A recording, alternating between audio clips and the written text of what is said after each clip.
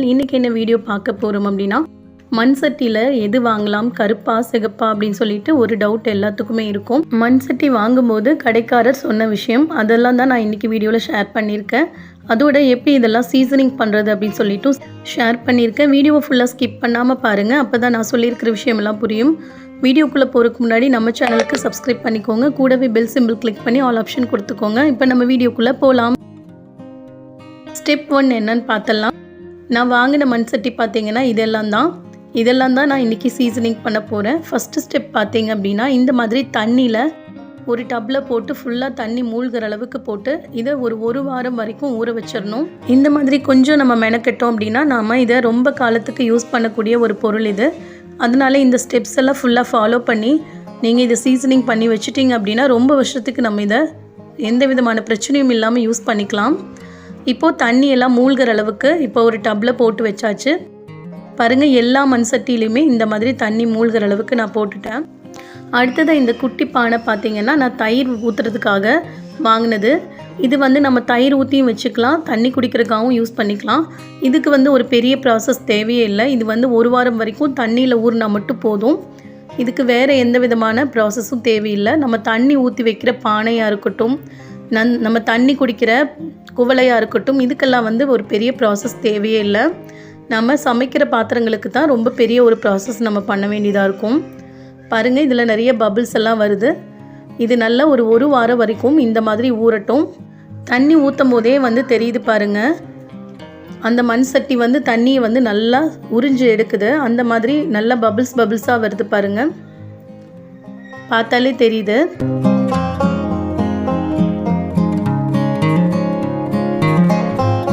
ஒரு வாரம் வரைக்கும் இது நல்லா ஊறிச்சு அப்படின்னா அடுத்த ப்ராசஸ்க்கு இது ரெடி ஆயிரும்.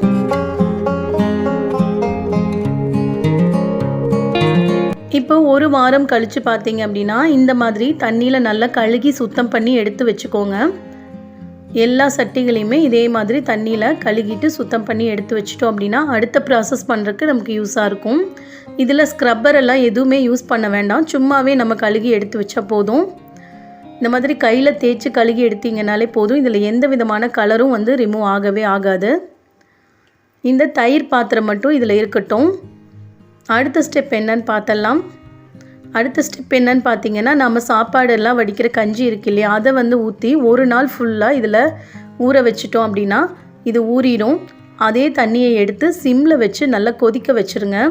ஒரு பானையிலையுமே நம்ம இந்த மாதிரி சிம்மில் வச்சு கொதிக்க வச்சிட்டோம் அப்படின்னா சமைக்கிறதுக்கு ரெடி ஆயிரும்.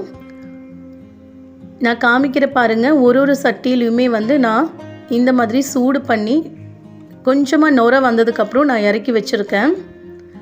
இது ஒரு நாள் ஃபுல்லாக வெளியில் இருக்கணும். இந்த தண்ணி வெளியில் சூடாக ஆறி அது புளிச்சு போய் ஒரு நாள் ஃபுல்லாக இதை அப்படியே வச்சுருங்க, கீழே ஊற்ற வேண்டாம். இப்போது எல்லா மண் சட்டியிலையுமே நான் இதே ப்ராசஸ் பண்ணிகிட்ருக்கேன் பாருங்கள். இந்த மாதிரி நுர கட்டி நல்லா ஆவி பறக்கிற அளவுக்கு சூடாகி ரெடியாக இருக்குது.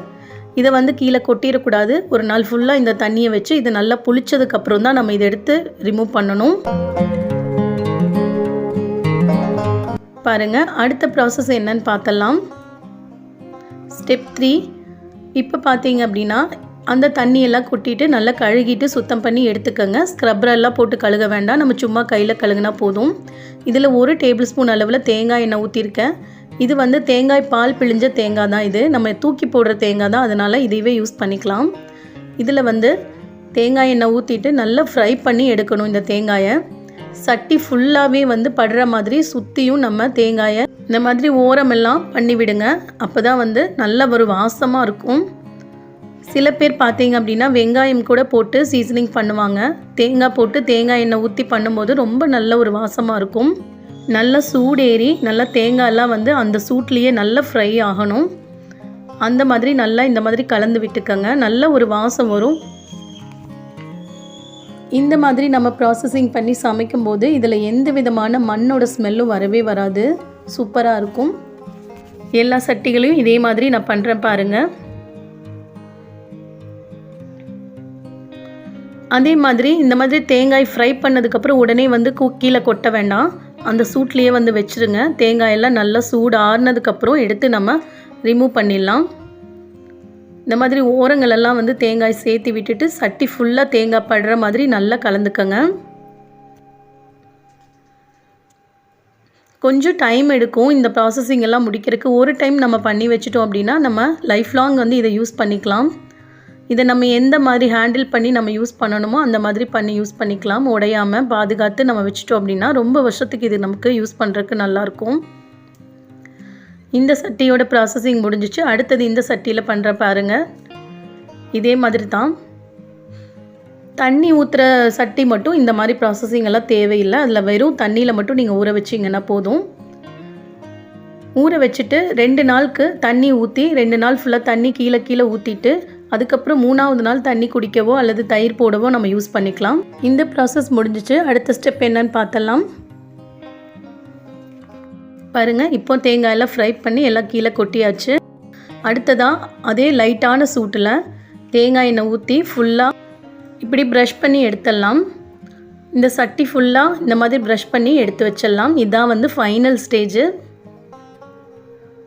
எல்லா சட்டிலையும் அதே மாதிரி பண்ண போகிற பாருங்கள். மேலேயும் இதே மாதிரி பண்ணிக்கங்க. சட்டிக்கு வெளியிலையும் இதே மாதிரி பண்ணிக்கலாம்.